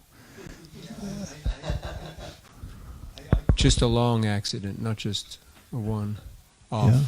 It was like decades. Well, Srila Prabhupada did also say that, second nature habits are very difficult to break, and also the influence of the material nature, energy is very strong. So he defined, I heard it also, I don't know if it was the same time we heard it, but I heard him say that the accidental fall down is caused by the strength of the material nature and by some past previous bad habits. And that can actually extend. In other words, the fall down can be, defined in that way. The factor of premeditation. Yeah, well, he didn't premeditate. He didn't premeditate. That's the whole point. That's the reason it's accidental, because he didn't premeditate. He didn't chant the name of Narayana in order. No, even I understand. I'm saying even the first fall down was not premeditated. The first one not, but what came after. I'm just putting in the argument because he was going at his business for decades. So the first one, that was accidental, but then afterwards. If he comes back, if the person comes back, then it was accidental. We have this from the purport. From the purport to 11.533. In this regard, Srila Vishwanath Chakravarti Thakur has stated, Kalau dravya desha kriyadi janitang durvarang apavitriam api narshankaniyam iti bhavaha. In this age, the world is so polluted by sinful life that it is very difficult to become free from all of the symptoms of Kali Yuga. A little closer. Still, one who is faithfully serving in the missionary work of Chaitanya Mahaprabhu need not fear occasional unavoidable symptoms of Kali Yuga. The followers of Chaitanya Mahaprabhu strictly follow the four regulative principles of no illicit sex, no intoxication, no meat eating, and no gambling. They try to always chant Hare Krishna and engage in the service of the Lord. However, it may happen that by accident an occasional symptom of Kali Yuga, such as envy, anger, lust, greed, etc., may momentarily appear in the life of a devotee. But if such a devotee is actually surrendered at the lotus feet of Chaitanya Mahaprabhu, by his mercy, such an unwanted symptom or anartha will quickly disappear. Therefore, a sincere follower of the Lord should never be discouraged in the execution of his prescribed duty, but should be confident that he will be protected by Chaitanya Mahaprabhu. I've seen over time, for instance, I've seen godbrothers go away and then come back. Like one godbrother I had who left Krishna consciousness seemingly very deliberately and very determinedly, and then involved himself in all kinds of different other things. Other things meaning other philosophies. I mean, you name it. He tried it, and very dedicatedly so. And then after 20 years, I mean, I'll spare all the details about how he actually came back, but then suddenly he just came back with full intention and full consciousness. It just invoked in me a kind of understanding of how powerful devotional service is, its proper alignment, but because of worldliness, somebody can be thrown off for 20 years and then come back. Thank you. So where does Namya Yasya Vipapa Buddhi come into play, where a person says, well, it just was an accident, and but I'm still a devotee. Well, you're supposed to be repentant when you come back. So that's one of the things that is mentioned about and stop the Ajamil. nonsense. Ajamil came back and he was repentant that he wasted so much time. And if somebody feels a sense of entitlement that I don't need to atone for anything, and I also, even Madai, after he committed that offense, even though he was completely absolved, he still felt guilty and always begged, forgiveness, and went back and built the Madai Ghat and things like that. It was always big. Yeah, that kind of feeling, garayan, from that other verse, needs to be there in order for, Prabhupada indicates at the end of a jamil, for complete purification, for that to take place. I think that seventh offense is when there's a sense of entitlement, that because I'm doing this, I deserve to be able to commit sinful activities, and one justifies it. I think at one point we haven't brought up, that addresses your... I think one point that we heard that wasn't brought up yet to address your point, which is a very good point, by the way, is that, yes, he chanted once, but during that time of fall down, he repeatedly chanted. And because he wasn't trying to get free from the offenses when he chanted, even though he was chanting the name of his son, then he kept. He didn't have to, though. No, he didn't have to, but it kept. But that's specifically in the commentary. It also says Yeah, that he stayed purified. Like but that. Radhika brought this up earlier, and it's in the commentary that he didn't need to chant more than once. Yes. And in Vishwanath Chakrabarti Thakur's commentary on that section, he says he chanted once, and then he went on sinning, but it had no effect, because then in the conversation that Vishwanath Chakrabarti Thakur makes, he says, then how is it, if he was free from all sinful reactions, how was it that he went on sinning, even after he chanted that one time and it purified him? And the Vishwanath Chakrabarti Thakur answers that it's just like a snake that had no more fangs. And he was biting him over and over again. That's the sinful activities had no effect whatsoever, because he had already been absolved from that. And that's the point you brought up too, that Prabhupada said you don't need to, it wasn't necessary for him to have continued to chant to remove the sins as they came up more and more, right? As far as I understand from this pastime, the Ajamil was not a sadhaka. He was just like a pious brahmana. So it's not like us that we, but he fell down not from being a devotee. He was just a pious brahmana. And one of the lessons there is that dharma is not sufficient to protect you from fall down. So it's not applicable, like the question is how, premeditated fall down. He wasn't falling down from devotional service. He accidentally performed devotional service and got the full benefit from it. But Bharat Maharaj fell down. Yeah. He was engaged in devotional service. Yeah. But the point is, Sapadamulam bhajata priyasya tyaktanya bhavasa hari priyeshaha vikarma yaschot patitam katanjit dunoti sarvam hridi sannivishta. If somehow or other one falls down while performing devotional service, because so that person becomes dear to Krishna, then Krishna rectifies him from within the heart. And the only prayaschita for that fall down for a devotee is to continue doing devotional service. But it should be done with a mood of repentance. There's that purport of the 7th chapter,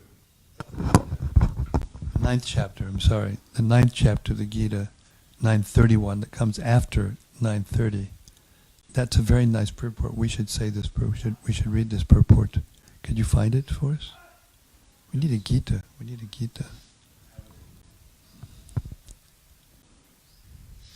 May I read it? Yeah.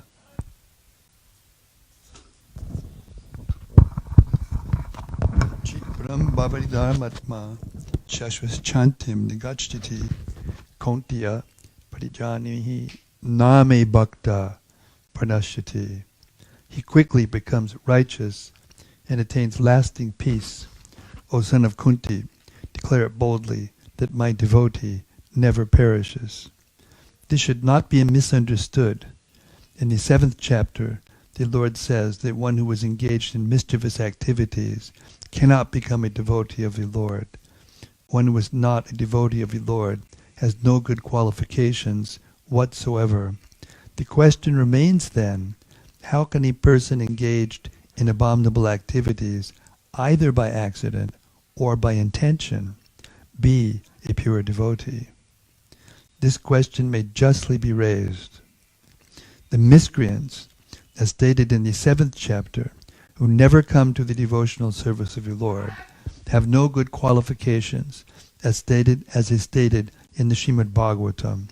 Generally, a devotee who is engaged in the 9 kinds of devotional activities is engaged in the process of cleansing all material contamination from the heart. He puts the Supreme Personality of Godhead within his heart, and all sinful contaminations are naturally washed away.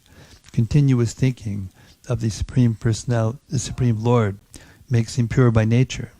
According to the Vedas, there is a certain regulation that if one falls down from his exalted position, he has to undergo certain ritualistic processes to purify himself. But here there is no such condition, because the purifying process is already there in the heart of the devotee, due to his remembering the Supreme Personality of Godhead constantly. Therefore the chanting of the Hare Krishna, Hare Krishna, Krishna Krishna, Hare Hare, Hare Rama, Rama Rama, Hare Hare, should be continued without stoppage.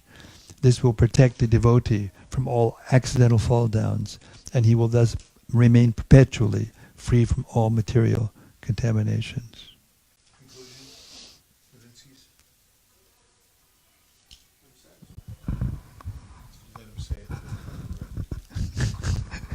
I am satisfied. Wow! Boy, if you're satisfied, we're satisfied. Yeah, there you go. There you go. That's what Lord Vishnu said when he delivered the sacrifice, even though he didn't have to. He came in and said, I'm satisfied.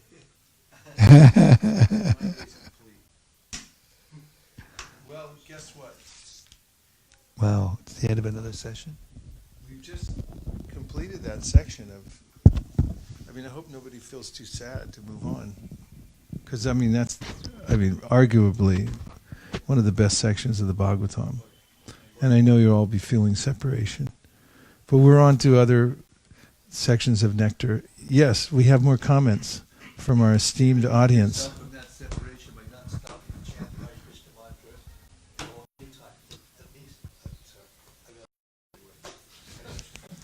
He can't help it.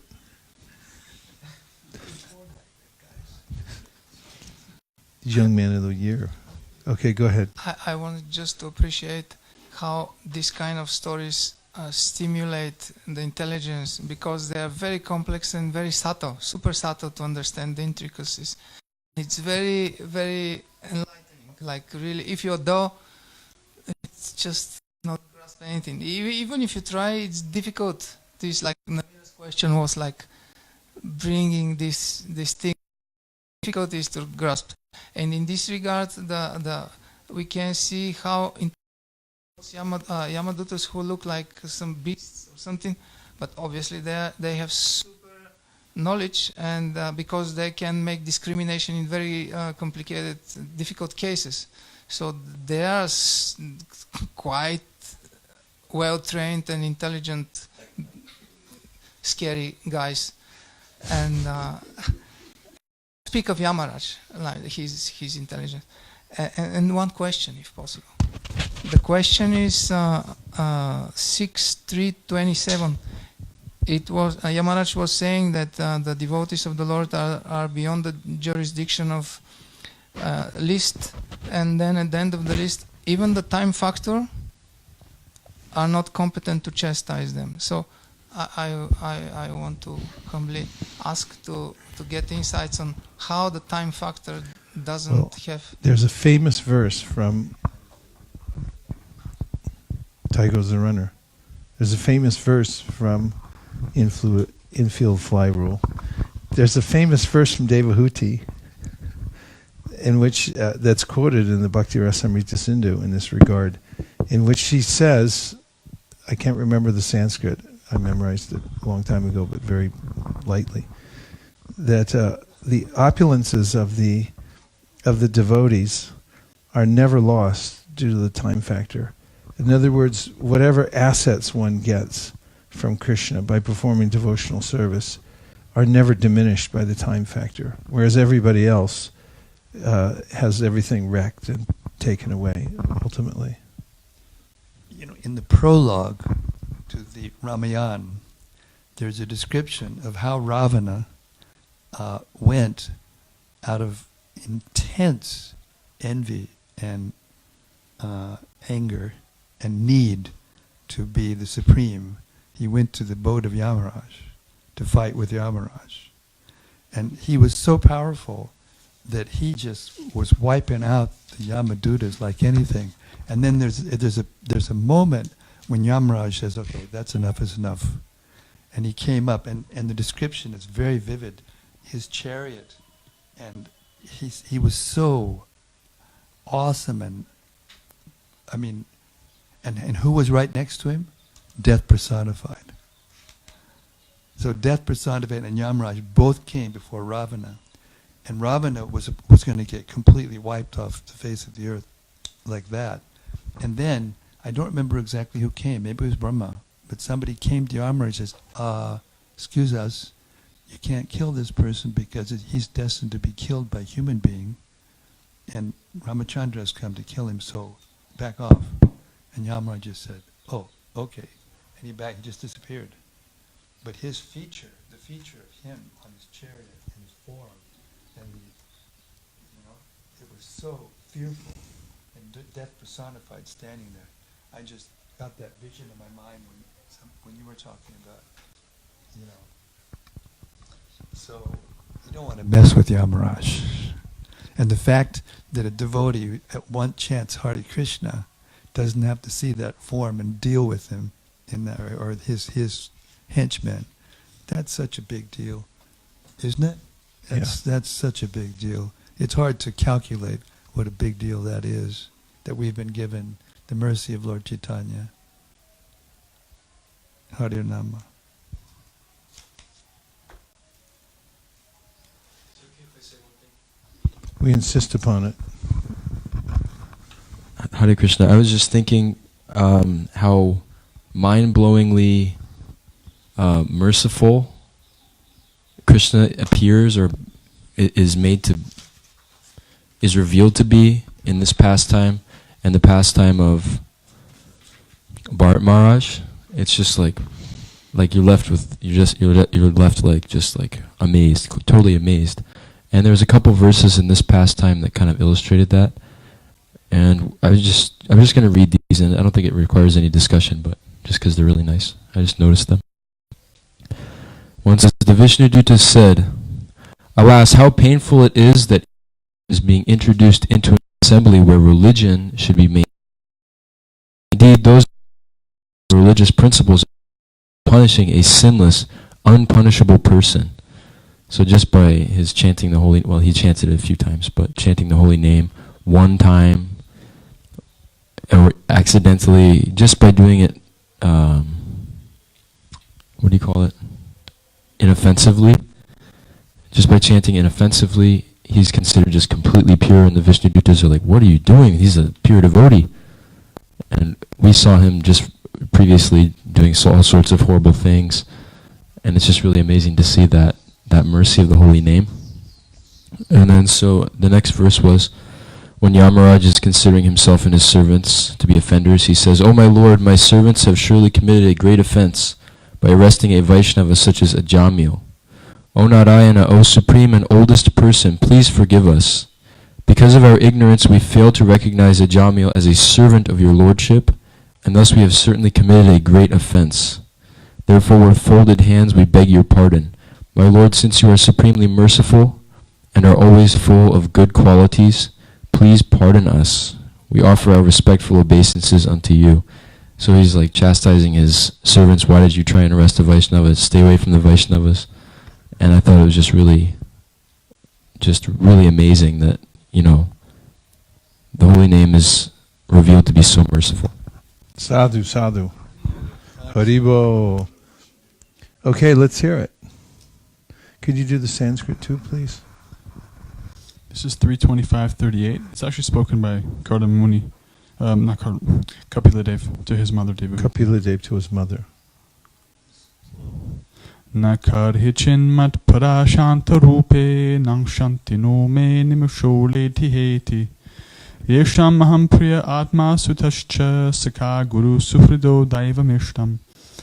The Lord continued, "My dear mother, devotees who receive such transcendental opulences are never bereft of them. Neither weapons nor the change of time can destroy such opulences. Because the devotees accept me as their friend, their relative, their son, preceptor, benefactor, and supreme deity, they cannot be deprived of their possessions at any time." 325:38. Bada bing, bada boom. Last one from the esteemed gentleman from the Harinam Sankirtan world of... Is there any indication of what yuga this is in, Ajamil's pastime? Oh, well, there was some indication, because it said that even in previous ages, it's said that Prabhupada said in the beginning, when Ajamil saw the shenanigans of these two characters in public, the drunken prostitute and this Brahmin with turmeric smeared all over his body, Prabhupada said even in, what? Oh, he was a Shudra. The Shudra. Then he said even in previous ages, these things would happen, indicating it wasn't in Kali Yuga. Radhika? He says somewhere either in a lecture or in a purport that is one of the oldest stories in the Puranas. So it happened millions and millions of years ago. But even back then they were drinking hooch. Bagpiper. Very rare, but they still had hooch. They had hooch and they were drinking it. They were in the forest. They were drinking hooch in the forest. Okay. We're moving on. The hamsa-guhya prayers. Goodbye to Ajamil for now. We'll feel great separation. We'll come back and visit regularly.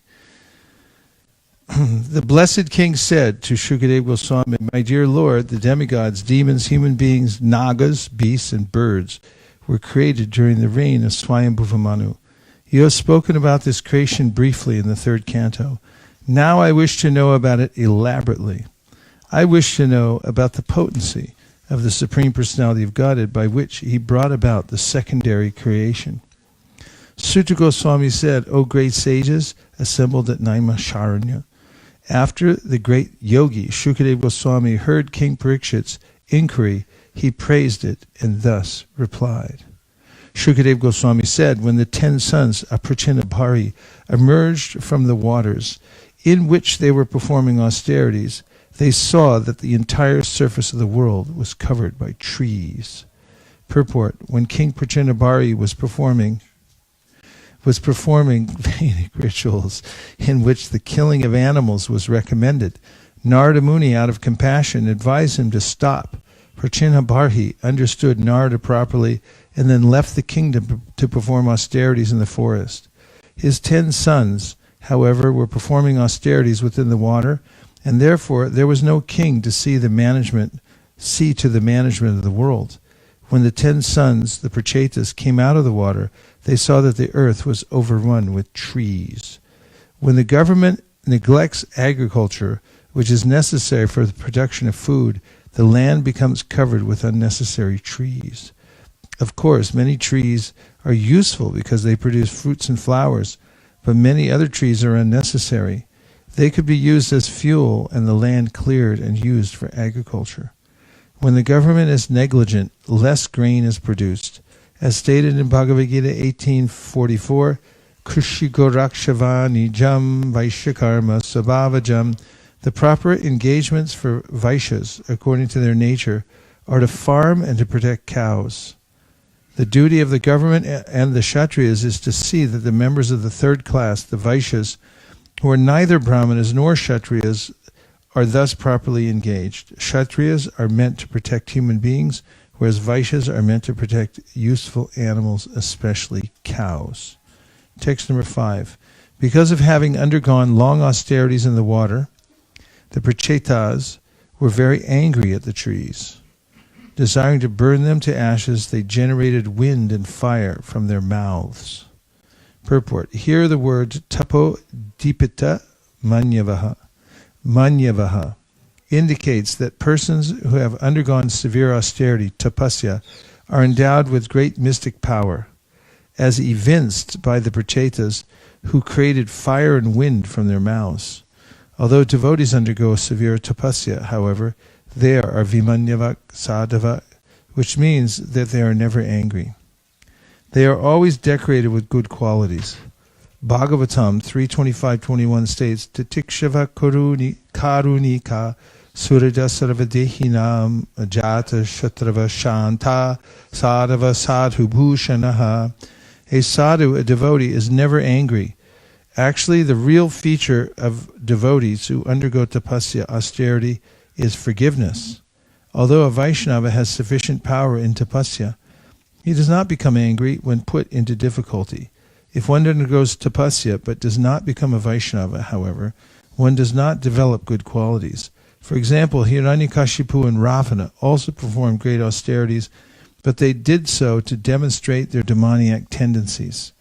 Vaishnavas must meet many opponents while preaching the glories of the Lord, but Sri Chaitanya Mahaprabhu recommends that they not become angry while preaching. Lord Chaitanya Mahaprabhu has given this formula, Trinadapi Sunichena, Tarorapi Sahishnuna, Manina Manadena, Kirtaniya Sadahari. One should chant the holy name of the Lord in a humble state of mind, thinking oneself lower than, than the straw in the street. One should be more tolerant than a tree, devoid of all sense of false prestige, and should be ready to offer all respect to others. In such a state of mind, one can chant the holy name of the Lord constantly. Those engaged in preaching the glories of the Lord should be humbler than grass and more tolerant than a tree. Then they can preach the glories of the Lord without difficulty. Hare Krishna.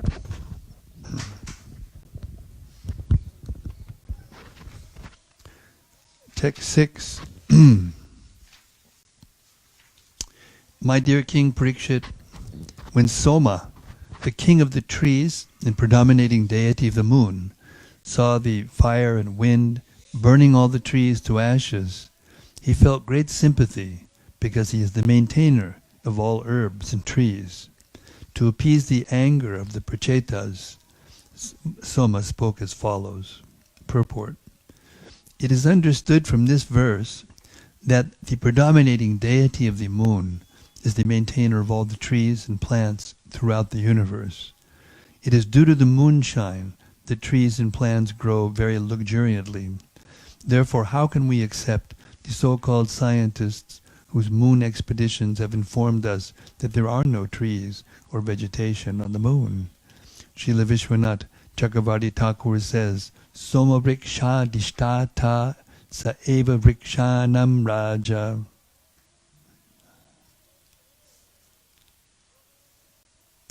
Soma vriksha dishtata sa eva vriksha sanam raja. Soma, the presiding deity of the moon, is the king of all vegetation. How can we believe that the maintainer of vegetation has no vegetation on his own planet? Text 7. O greatly fortunate ones, you should not kill these poor trees by burning them to ashes. Your duty is to wish the citizens, prajas, all prosperity, and to act as their protectors. Purport. It is indicated herein that the government or king has the duty of protecting not only the human beings, but all other living entities, including animals, trees, and plants. No living entity should be killed unnecessarily. Text 8. The Supreme Personality of Godhead, Sri Hari, is the master of all living entities, including all the Prajapatis, such as Lord Brahma. Because he is all-pervading and indestructible, because he is the all-pervading and indestructible master, he has created all these trees and vegetables as eatables for other living entities. Purport. Soma, the predominating deity of the moon, reminded the Prachetas that this vegetation had been created by the Lord of Lords to provide food for everyone. If the Prachetas tried to kill them off, their own subjects would also suffer, for trees are required for food. Text 9.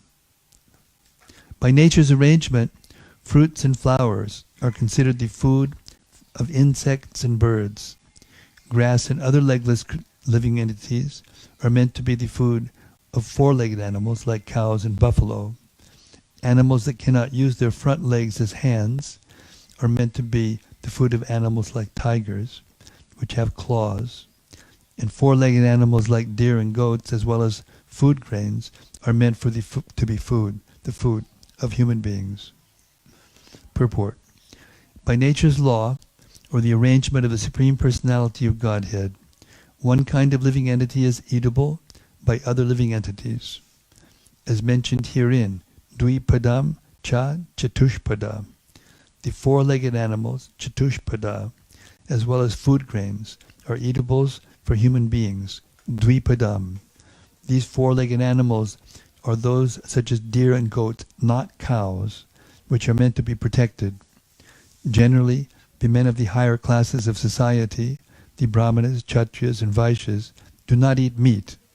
Sometimes Kshatriyas go to the forest to kill animals like deer because they have to learn the art of killing, and sometimes they eat the animals also. Shudras, too, eat animals such as goats. Cows, however, are never meant to be killed or eaten by human beings. In every Shastra, cow killing is vehemently condemned. Indeed, one who kills a cow must suffer for as many thousands of years as there are hairs on the body of a cow. Manu Samhita says, Pravartir Esha Bhutanam Nifrtishtu Mahapala. We have many tendencies in this material world, but in human life, one is meant to learn how to curb those tendencies. Those who desire to eat meat may satisfy the demands of their tongues by eating lower animals, but they should never kill cows, who are actually accepted as the mothers of human society because they supply milk. The Shastra especially recommends Krishi Go Raksha. The Vaishya section of humanity should arrange for the food of the entire society through agricultural activities and should give full protection to the cows, which are the most useful animals because they supply milk to human society. Text 10.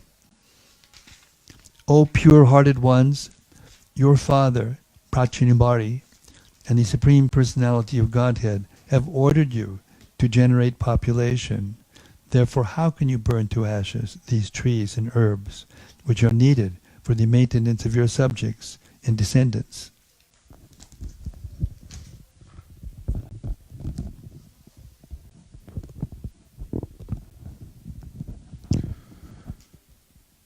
That brings us to the lunch break. We thank everyone who joined us online from various places around the world. We felt your presence very deeply, and we're glad that you joined us. Thanks everyone who joined us here in the live studio of Govardhan Hill. And we're going to take up this reading again, Krishna willing, at 3:30 this afternoon, India Standard Time. So you all come back now, you hear? Go Premanande. Nitai Gaura Haribo, Haribo, Haribo, Nitai Gaura Haribo. Oh, Bo, Haribo, Nitai Gaura Hari.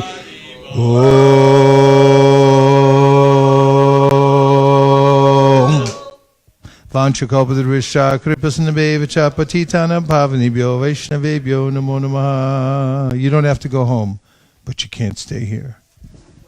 Nachariyar Marman, Nachariyar Marman, Nachariyar Marman, Nachariyar Marman, hey, Nachariyar Marman, Nachariyar Marman, Nachariyar Marman, Nachariyar Marman.